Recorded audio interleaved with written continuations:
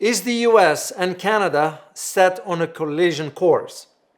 The world's largest trading relationship, the economic corridor spanning the United States, Canada, and Mexico, is facing a sudden and dramatic challenge.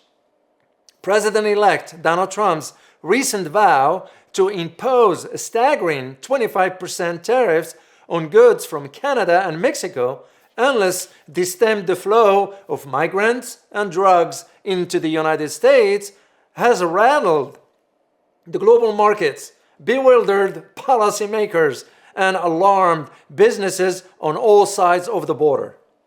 While it is not unusual for American politicians to leverage trade policies as a means of achieving broader foreign policy goals, the scale and scope of this threat marks a sharp turn away from the rule-based system that has long governed North American commerce. At its core, the proposed tariffs are unprecedented in their intent. Rather than citing traditional economic grievances such as unfair subsidies or market manipulation, Trump's threat explicitly ties duties to non-economic conditions, migration control, and narcotic interdiction. This gambit is not simply another trade spat. It is an attempt to coerce Canada and Mexico into acting on issues that are only loosely related to trade. Such an approach raises fundamental questions about the stability of free trade in North America, the durability of a long-established supply chain, and the political viability of weaponizing tariffs to achieve diplomatic ends. From economic interdependence to economic uncertainty, for decades, the United States, Canada, and Mexico have deepened their economic integration through agreements like NAFTA, and more recently, the United States-Mexico-Canada Agreement known as USMCA. These pacts have allowed companies to build complex, just-in-time supply chains, sharing production stages across borders to create everything from automobiles to agricultural products. Cross-border investments, specialized manufacturing hubs, and cost efficiencies have made North America one of the most competitive regions in the global economy. By threatening a 25% tariff, Trump risks unraveling these carefully woven commercial ties. Even the specter of such duties could spark significant disruptions. For example, manufacturers anticipating potential cost hikes might front-load shipments to avoid higher prices, leading to chaotic waves of freight. Others might begin plotting a long-term exodus from North American supply chains, seeking more predictable environments elsewhere. Earlier reports from trade analysts and business organizations suggest that the mere threat is already prompting companies to consider contingency plans. Everything from stockpiling components to relocating production facilities. What about Canada's calculated response? Well, Canada, the United States' second largest trading partner and closest political ally, finds itself caught off guard by Trump's tactics. Prime Minister Justin Trudeau, who has maintained an often polite but sometimes strained relationship with Washington, is now confronted with a scenario in which Canadian exports ranging from softwood lumber to steel to dairy products and automotive parts could suddenly face punishing tariffs. The potential economic fallout is enormous. Canadian producers rely heavily on the US markets, and any substantial tariffs will send shockwave through Canada's entire economic system. Trudeau's administration has reacted with firm, yet cautious rhetoric rejecting the notion that tariffs should be used as a bargaining chip for non-trade issues. If forced, Canada could retaliate with its own tariffs on American goods, mirroring past moves when the Trump administration previously imposed steel and aluminum duties. Yet, Canada also understands that a full-blown trade war would be mutually harmful. Its policy makers are looking for diplomatic channels, legal avenues through USMCA, dispute resolution mechanisms, and support from US industry groups who also oppose the tariffs. Canada's strategy involves both preparing for the worst and betting that cooler heads will prevail in Washington. What about Mexico's Delegate Balancing Act? Well, for Mexico, the stakes may even be higher. Migration and drug trafficking are issues more often associated with its relationship to the US, and the proposed tariffs will hurt an economy deeply intertwined with American industry. Mexico ships billions of dollars of goods northward every year, providing components and finished products to the US factories, retailers, and consumers. The threat of tariffs tied to demands that Mexico curb migration flows and drug trafficking places the country in a precarious spot.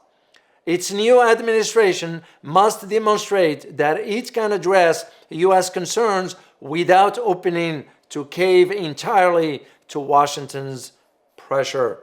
A delicate political balancing act given domestic sensitivities and sovereignty concerns. If the U.S. follows through, Mexican officials may feel compelled to retaliate or recalibrate their foreign policy. They might look to diversify trade partnerships further, strengthening ties with South American or Asian markets to reduce dependency on volatile U.S. relationship. Such realignment, if sustained, could permanently alter the economic landscape in North America. What about supply chain in the crosshairs? One of the most urgent ramifications of Trump's tariff threats is the likely disruption of his supply chains that have taken decades to build. Auto manufacturing offers a prime example. A modern car might cross the US, Canada, or US-Mexico border multiple times during its production journey. Parts sourced in Mexico could be assembled in the US and then shipped to Canada for finishing touches before returning to the US for final sale. A 25% tariffs on any of these crossings would obliterate cost structures, raise prices for consumers, and undermine the competitive advantage that these integrated supply chains provide. Experts warn that even short-lived tariffs would cause long-term damage. Companies do not make production and investments decisions lightly. Once trust is eroded and the reliability of North American integration system is cast into doubt, businesses may reconfigure their global strategies. In a world where China, the European Union, and other regions vie for foreign investments, any self-inflicted uncertainty in North America could push businesses to look elsewhere, diminishing the region's competitiveness and economic dynamism. Weaponizing tariffs for policy objectives. At the heart of this confrontation lies a more philosophical question. Can tariff, traditionally an economic policy tool, be effectively used to enforce foreign policy goals such as immigration control or drug trafficking? Tariffs are blunt instruments. They increase costs, reshape incentives, and can coerce behavior in certain contexts. But they also risk unintended consequences. Targeting Canada and Mexico with tariffs to achieve non-trade outcomes may deepen mistrust and foster resentments. It sets a precedent that could inspire other countries to use trade barriers for non-economic aims, further eroding the rule-based trading system the United States helped build. This approach, in my opinion, also risks triggering backlash from United States consumers and businesses, who will, by the way, bear the burden of higher prices on every goods if the tariffs becomes a reality. Then the question, is there a path to compromise? Well, while the rhetoric is heated, a total breakdown in trade relations is not inevitable. Trade disputes in North America have arisen before. Even softwood, lumber, dairy products, and other sectors, and were eventually resolved through negotiations and compromise. The stakes are higher now, but the tools for resolution still exist. Both the United States and its neighbors, Mexico and Canada that is, have an interest in preserving stability. Diplomatic talks, private negotiations, and appeals to industry interests in the U.S. could help diffuse the situation. The USMCA itself contains dispute resolution mechanisms that could be involved if the tariffs violate agreed upon rules.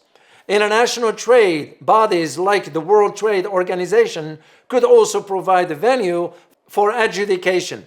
Realistically, the quickest path to calming fears might be back-channel diplomacy, as cooler heads in Washington and Ottawa, and possibly Mexico City, work to face savings measures that address the U.S.'s security concerns without resorting to sweeping tariffs.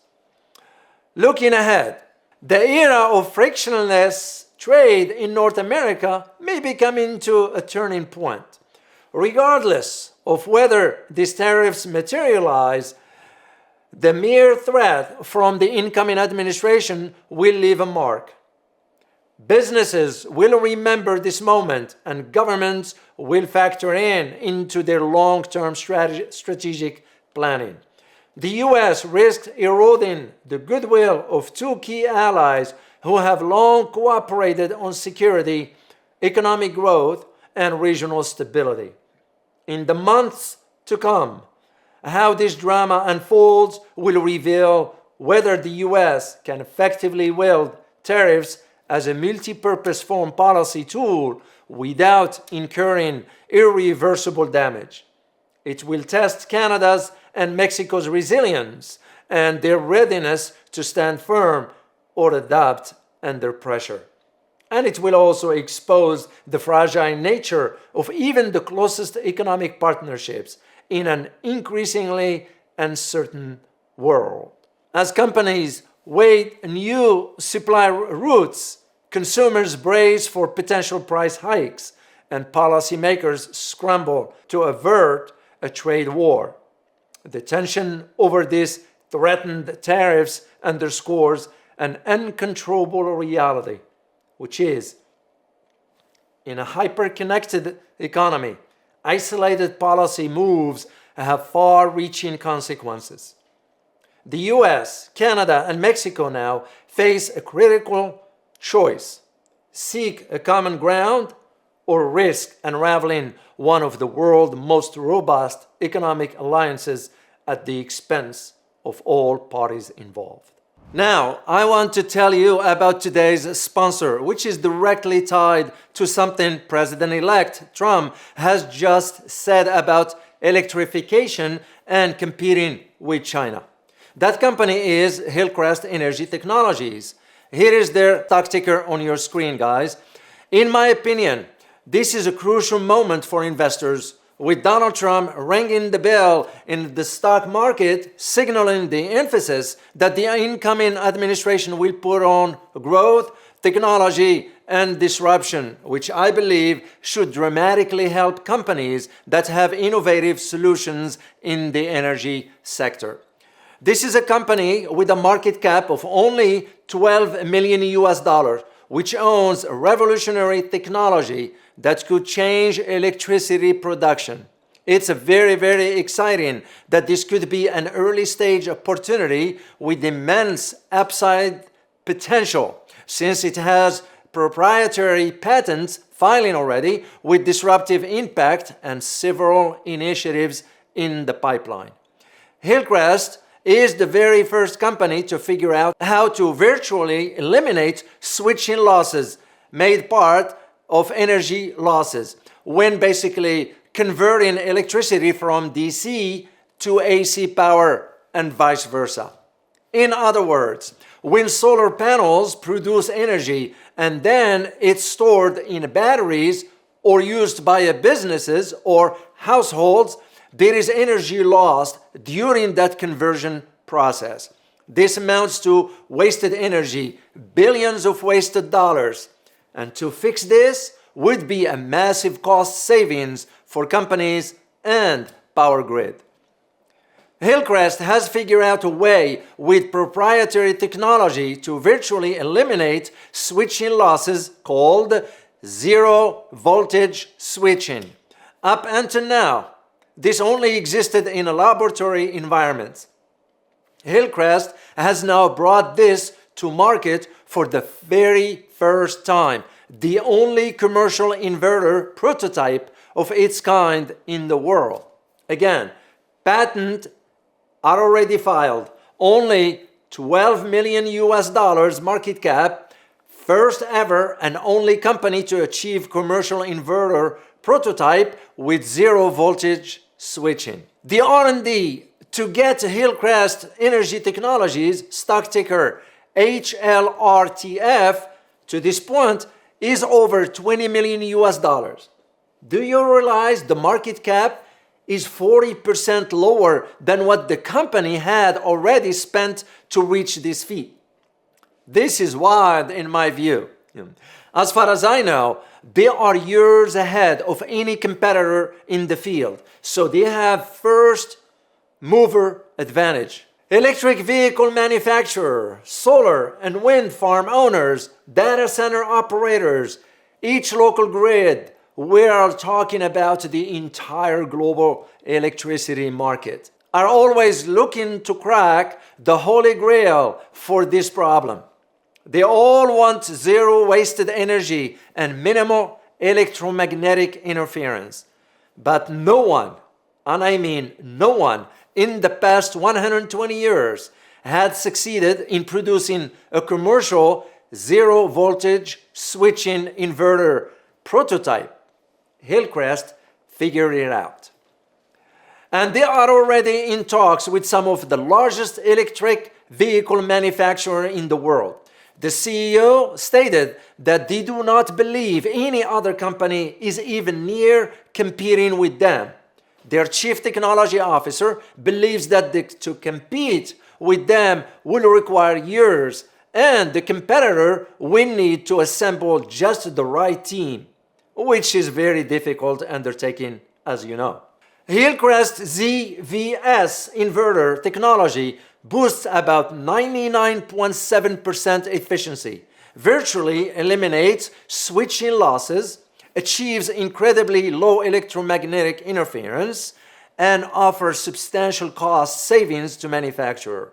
These advancements position Hillcrest as a game changer in the transition to a more efficient and sustainable energy future. Hillcrest is advancing joint development discussions with leading automakers and Tier 1 suppliers, fueled by growing interests in its zero voltage switching technology. Their ZVS traction inverter and power factor correction prototypes stands out for their unique benefits, such as enhanced efficiency, elimination of switching losses, and superior electromagnetic compatibility. These advantages makes Hillcrest technology particularly appealing in the electric vehicle and industrial power conversion markets. So, write this stock ticker down and keep your eyes open on it. Remember, you are learning about this before any major partnerships or deals are announced. Do your own due diligence on this company. Study their history. Study their technology. I will have links to their websites in the description of today's video. Remember, there are always risks in investments and there are no guarantees of any kind.